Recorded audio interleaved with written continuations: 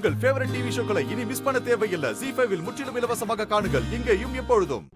பாருங்க, இதுதான் எனக்கு அவளுக்கு நடந்த கல்யாணத்துக்கு ஆதாரம்.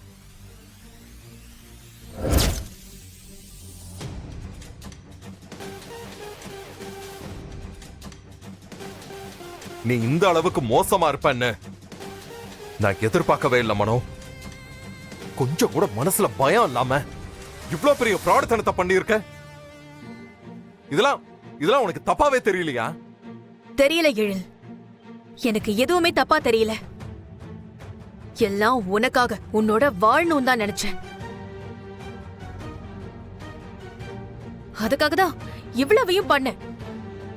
தேவைப்பட்டா இதுக்கு மேலையும் பண்ணுவேன்.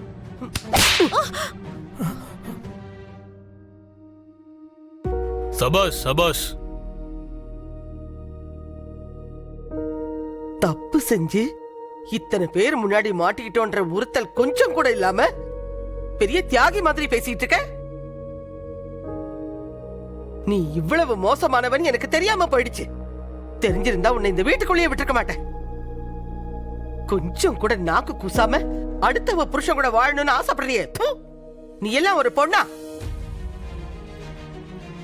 உன்கிட்ட பேசுறதே மகா பாவம். முதல்ல வெளியே போடி, வெளியே போ. கனகவல்லி, டேய், என் பேரை சொன்ன செருப்பு பிஞ்சிரும்.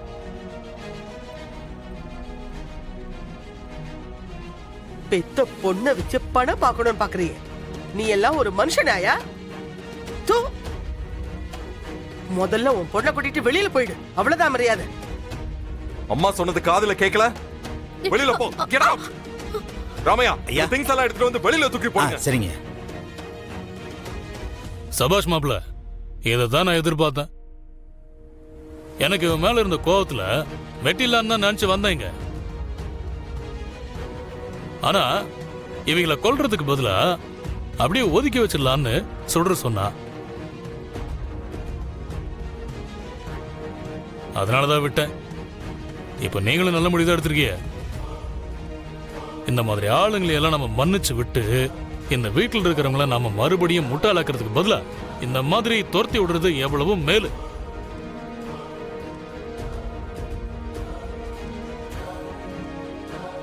ஏய், இதுதான் உனக்கும் கடைசி. இன்னொரு வாட்டி வேற ஊருக்கு போய் வேற எவனாவது ஏமாத்தலான்னு பிளான் பண்ணீங்க, அந்த ஊருக்கே வந்து வெட்டுவேன். யாரு சொன்னாலும் மன்னிப்பே கிடையாது, புரியுதா? கிளம்புங்க. ஏய், கிளம்புங்கன்ற. கிளம்புடி, போ. என்ன பாக்குற? சீக்கிரமா உன் முகத்திரைய கிழிச்சு உன்னை இந்த வீட்டை விட்டு அனுப்புவேன்னு சொன்னல. நான் சொன்னதை செஞ்சுட்டேன் பாத்தியா? எல்லாரும் சேர்ந்து என்ன அசிங்கப்படுத்தி வீட்ல இருந்து அனுப்புறீங்கல்ல, பாத்துக்கிறேன். அப்படி ஒரு வாய்ப்பே அமையாது. போ போடா, போடா, போ, போங்க.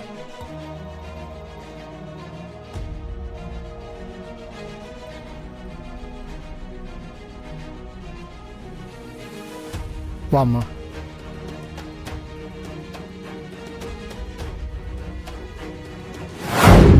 என்னண்ணே, பெட்டியோட எங்க கிளம்பிட்டீங்க? ஒரு விதமா. என்ன முத்துப்பாண்டி, அதுக்குள்ள கிளம்பிட்டீங்க?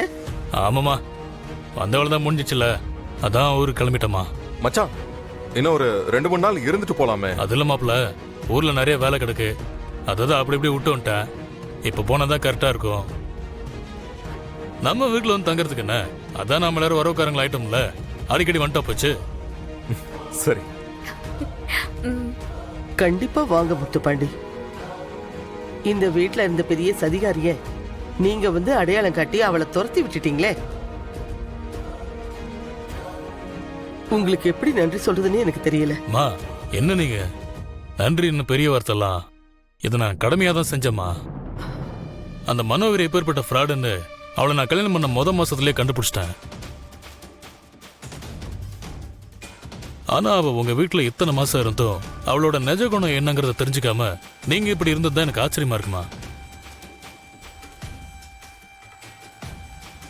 ஆனா என்ன பண்றது, வெளுத்ததெல்லாம் பாலுன்னு நினைக்கிற அளவுக்கு நீங்க ரொம்ப நல்லவங்களா இருந்திருக்கீங்க. அதனாலதான் அவ ஈஸியா உங்களை ஏமாத்திட்டு இருந்திருக்கா.